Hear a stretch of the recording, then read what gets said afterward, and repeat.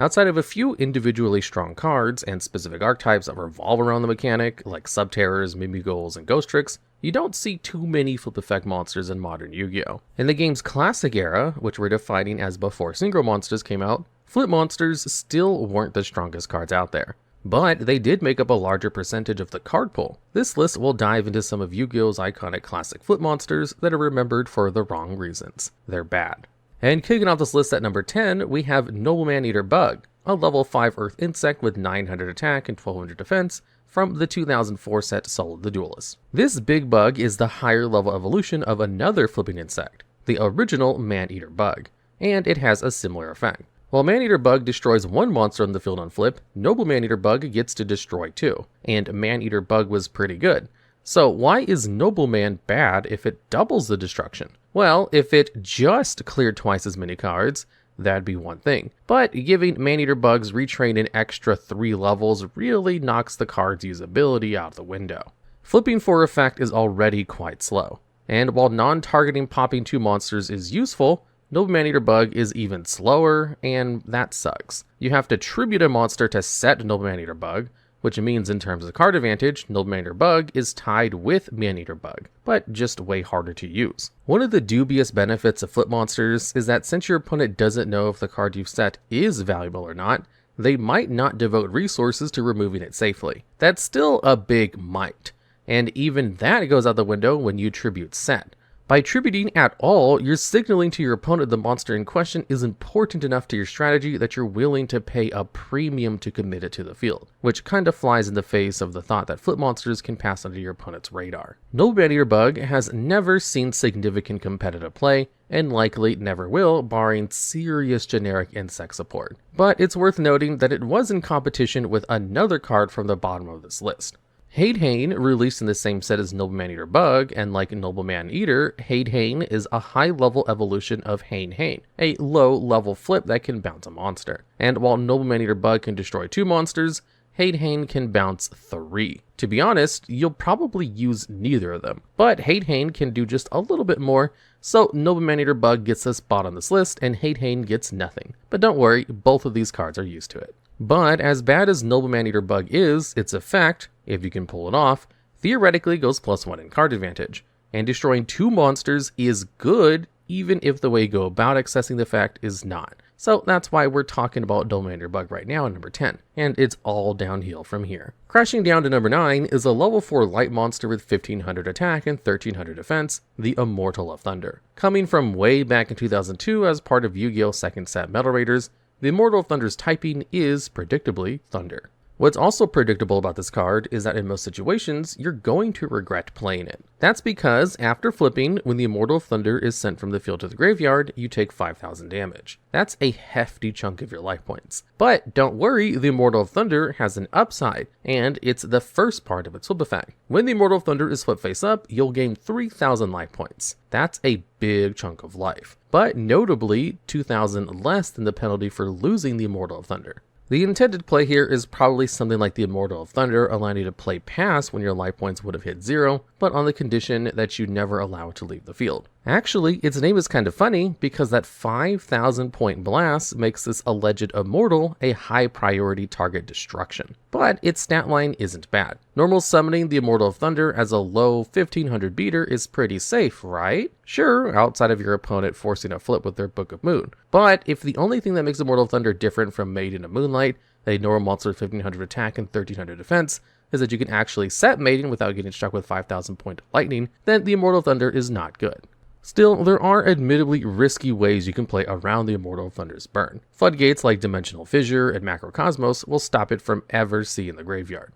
Using it as an Xyz material to overlay into rank 4 is another good strat. You can even use a trap card like Compulsory Evacuation Device to bounce it back to the hand, so you can set it again and go for 6,000 points of the Immortal's boon. But even though all of these workarounds are valid, when you're devoting precious resources like time and cards to circumventing your own effects, it's always important to ask, is it worth it? You can draw your own conclusions, but I do draw mine, and that's why the Immortal of Thunder is number 9 on this list. The Ascendant of Thunder is okay though, and just because a card seems bad, that doesn't mean you can't win with it, or have fun putting it on the field. And coming in hot at number 8 is another level 4 that's actually a decent normal summon because it has 1500 attack, Lady Assailant of Flames. Backing up that respectable number with 1000 defense, a fire attribute, a pyro typing, Lady Assailant of Flames bursts into the TCG scene with the 2003 set A Labyrinth of Nightmare. Of course, Lady Assailant of Flame has no impact on the game herself, because as a low-level normal summon, she was power corrupt a year earlier in the game's first set by Skull Bird, but also because her full effect is pretty useless. When Lady Assailant of the Flames is flipped face up, she banishes 3 cards off the top of your deck to burn your opponent for 800. And yeah, a burn is a burn and technically good, because if you burn your opponent enough, you will win. But 800 off of a flip effect isn't large or quick enough to find use in any serious burn strategy. Even in early Yu-Gi-Oh, where this simplified game state makes flip monsters more valuable by slowing everything down, this is still way too slow. And why the penalty? Did Lady Assailant of the Flame need the extra cost to keep her balanced? The answer is no. It's not even an ideal penalty for strategies that scale off of banishing cards, like Gren Maju Daiza. It's not a big enough bulk banish to be valuable enough to make up for the risk of accidentally banishing a card you actually want for almost no benefit. Oops. As far as burns go, 800 is decent enough, but that's still only 1/10 of your opponent's total health. And if 800 points of burn is enough to swing the game, then it'd probably be more competitive to play a more reliable burn card like Ukazi, that skips the flip shenanigans to just inflict that damage. Sure, you lose a set body to defend your life points, but if Lady Assailant of Flames is the only thing standing between you and defeat, you've probably lost anyway.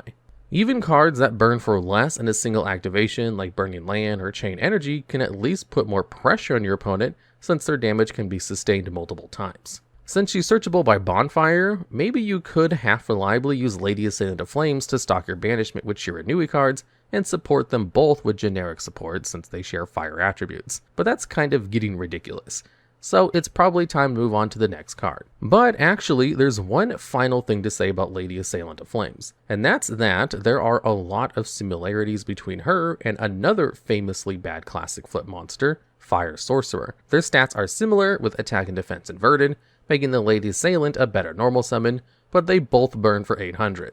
Of course, Fire Sorcerer's cost is worse, since she makes you randomly discard 2 to access her burn. Despite this obvious badness, Lady Assailant of Flame is on this list and Fire Sorcerer isn't. And that's because in July of 2024, something weird happened. The Infinite Forbidden set introduced a new line of cards called the Mimighouls, able to set a monster from your deck to your opponent and force it face up, all without using their normal summon. The Mimighouls are redefining what it means to be a bad flip effect monster. A short while ago, Fire Sorcerer would have been an easy layup for this list, but now that you can use her to force your opponent to randomly discard 2 cards, she does have a competitive niche, albeit a really weird one. But that's one of the interesting things about Yu-Gi-Oh! A trash awful card from 2003 can, at any point, discover new viability. And all it takes is an archetype with a plan that's so unhinged it just might work. But no such luck for Lady Assailant of Flames quite yet.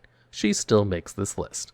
And the number 7 pick for this list is a shoo-in. It's Bite Shoes. This level 2 Dark Fiend from 2002's Feral Servant has 500 attack, 300 defense, and a flip effect even less enticing than its stat line. When Bite Shoes flips, you're able to change the battle position of one face-up monster on the field. Could be yours, could be your opponent's, but most likely won't be anything, because who runs Bite Shoes? There are better ways to mess with the battle position of your opponent's monsters, including block attack or stop defense. And when you're better off running block attack or stop defense, you'd be better off just sitting and thinking for a minute because you're going for this strategy thing all wrong. The best thing Bite Shoes has going for you is it's honestly just an amusing card design. They're evil eyeball shoes that bite you. What could be better than that? Well, almost every card in Yu-Gi-Oh! Except for the ones featured in the rest of this video. Your best play with Bite Shoes is probably using the flip effect of Bite Shoes to put Bite Shoes back in defense mode because with 500 attack, the only thing it'll be biting is the dust. Longtime Yu-Gi-Oh! Scholars will be shocked to hear that Bite Shoes made no impact on the competitive scene and has never seen a reprint, except for the 25th anniversary re-release of Feral Servant. Will Bite Shoes' day ever come? Probably not. Konami seems content to give the card the boot. The Jar line of flip effect monsters has given us a ton of memorable, powerful cards. Who could ever forget the explosiveness of Cyber Jar, the cardboard hemorrhage of Morphing Jar enabling empty jar strats? Anyone who's lost to Dice Jar FTK burn remembers it, and is likely haunted by it. But who remembers the number 6 card on this list, Dimension Jar? Assuming the answer is no one, let's cover the basics. Dimension Jar is a level 2 dark machine with 200 attack and defense from the 2003 set Magician's Force. When Dimension Jar flips, cards will be leaving the graveyard, not to go to the field or hand or something useful like that.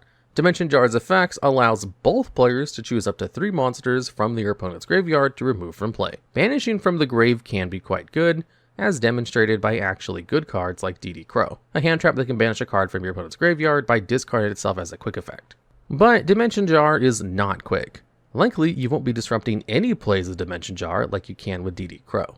If you know your opponent is running a grave reliant strategy like Chaos Monsters, then maybe you could deprive them of necessary resources with a Dimension Jar, but so slowly as to basically not matter. And to make things worse, not that you'd want to run Dimension Jar in your own graveyard reliant strategy, you're giving your opponent a chance to do the same thing to you. As we already mentioned, Man-Eater Bug is pretty good and justifies the slowness and precarity of the flip effect by destroying a monster, but imagine that your opponent got to destroy one of your monsters too. In that reality, Nobleman is no longer the worst Eater Bug.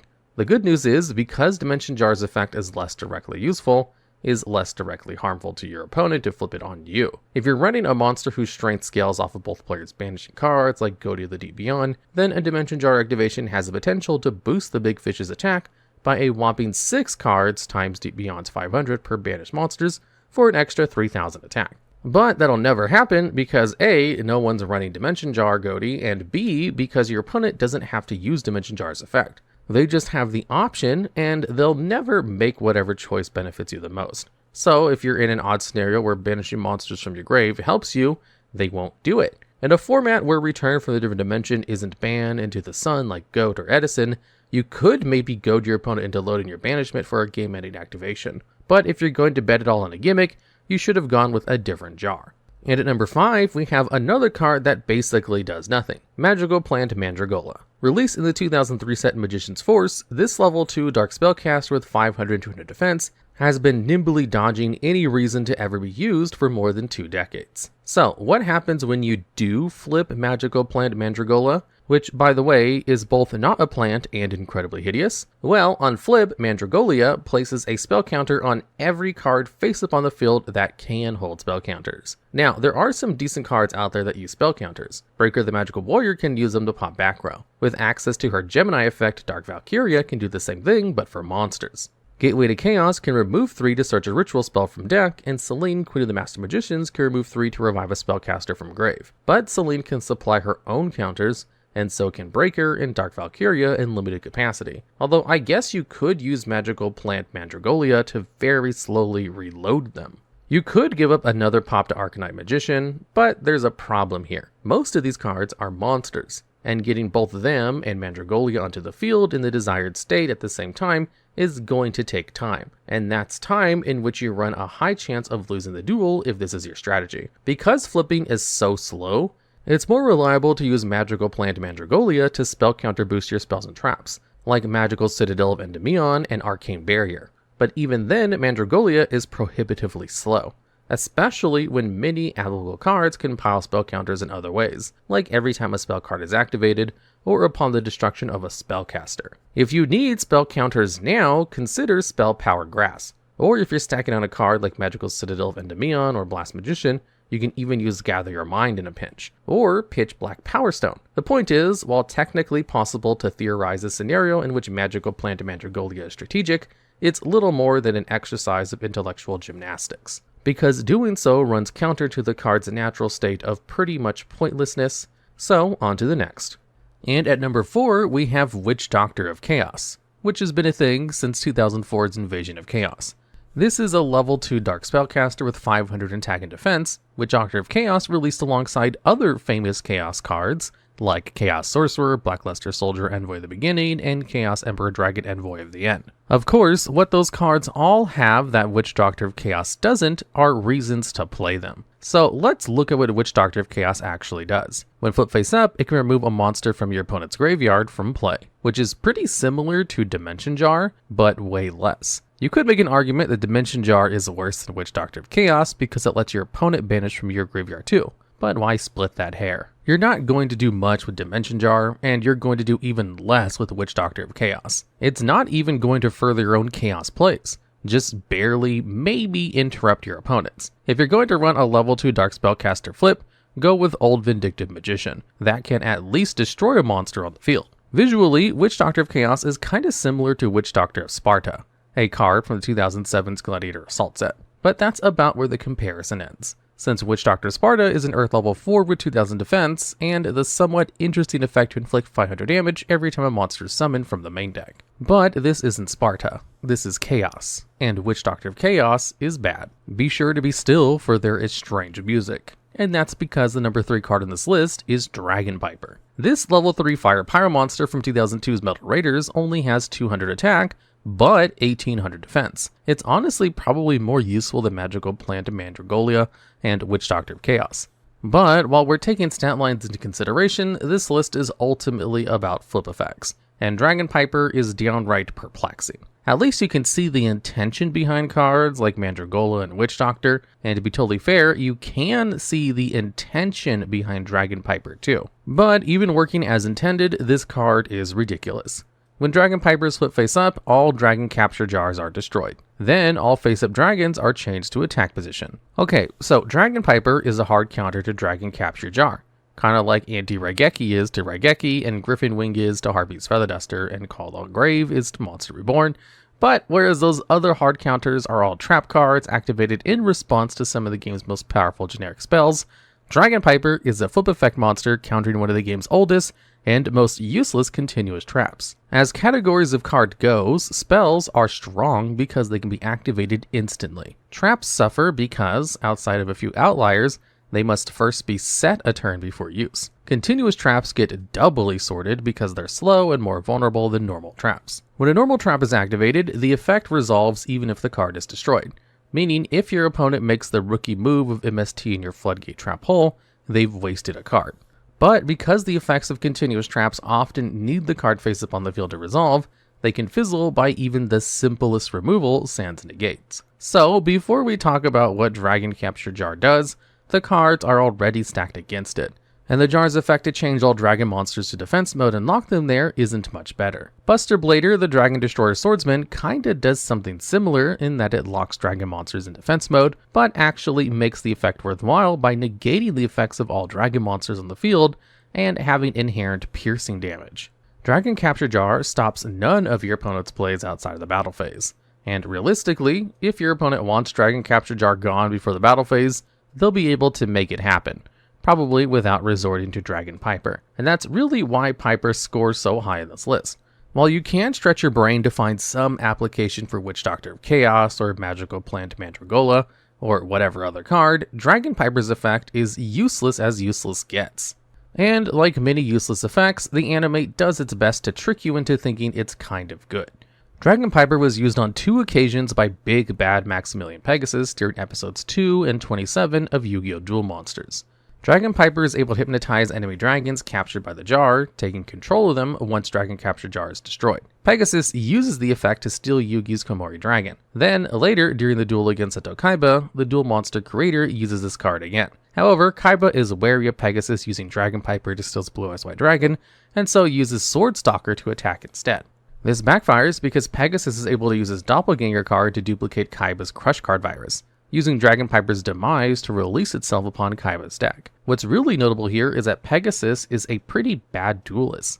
His use of hard counters gives the impression of him being an intelligent strategist, but really is indicative of his over-reliance on the magic powers of his Millennium Eye. Without cheating, Pegasus is pretty bad, and gets through curb stomped by Kaiba in the Period of Light movie and being off-screen by Alistair during the Waking the Dragons arc. Like so many of Pegasus' monsters, his dueling skill and the utility of Dragon Piper are illusions. And while we're on the topic of Maximilian Pegasus being a bad duelist, we're gonna stay on topic because number 2 in this list belongs to another one of his favorite cards, Jigen Bakudan.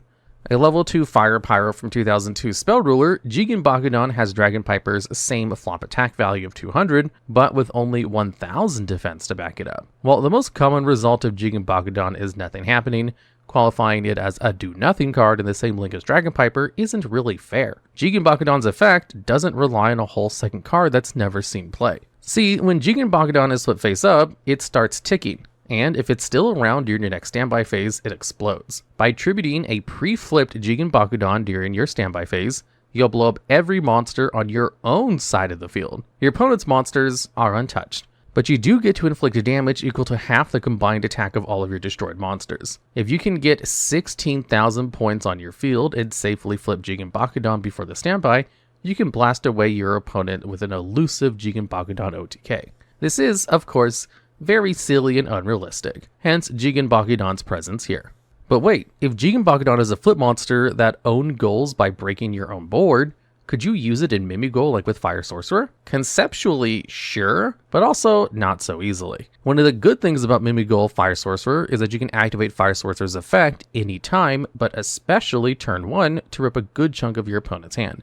Jigen Bakudan as a turn 1 Mimighoul gifted monster force flip is pretty useless, because it'll blow up before your opponent builds a board. But what about on later turns? Sure, you might be able to clear some of your opponent's cards with Jigen Bakudan, but that's a big might, because Bakudan's effect requires it to tribute itself during the standby phase. If your opponent has a way to remove it from their own field, they can dodge the effect's resolution. Also, if you're destroying a meaningful amount of cards, you're probably taking a meaningful amount of damage, making this play both convoluted and costly. There's losing, and then there's losing to your own Jigen Bakudan implosion. Art imitates life and death too, it turns out, since the card waiting at the end of this list is the Grim Reaper of the cards. From Yu-Gi-Oh's first set, The Legend of the Blue Eyes White Dragon. A level 5 Dark Fiend, Reaper of the cards, has the thoroughly baffling stat line of 1380 attack and 1930 defense. But these values aren't as arbitrary as they might seem. 1380/1930 is actually a fun little nod to the Reaper of the card's deathly nature. In Japanese, there are multiple context-dependent ways to read a given kanji character. For example, the character for water, you can find this character in the OCG names of both Suijin and Aqua Spirit, with Suijin's romanized spelling containing the Sui pronunciation, and Aqua Spirit's romanized spelling containing the Mizu pronunciation. They both mean water, but the Sui pronunciation is usually used for nouns that are conjugated of multiple kanji characters, with this reading referred to as onyomi. The Mizu reading is often used in other situations or when the kanji stands alone, and is referred to as kunyomi. When you take the onyomi reading of the sounds indicated by 1, 3, 8, and 0, you construct the phrase Hi-mi-tsu-yama, meaning secret mountain. When you take the kanyomi reading of 1930, you construct the phrase Iku-sare, meaning you are going. Combined, the stat line of Reaper of the cards can be read as Himitsu-yama Iku-sare, or you are going to the secret mountain. A line referencing Shinigami Death God's folkloric habit of possessing victims and taking them to places where people have died, like mountains and the sea. Anyway, Reaper of the cards is still a pretty bad card, so let's talk about that. Just like Nobleman-Eater Bug from way back at number 10, Reaper of the cards is level 5, and has the same problem of having to tribute set before flipping, or rather flopping. Where Nobleman-Eater Bug at least has some payoff for your efforts, Reaper of the cards doesn't guarantee anything. When Reaper flips, you can select and destroy a trap card. You can also choose a set card that might be a trap, but you only might be able to destroy it. After the set card is revealed, if it's a spell, it gets reset.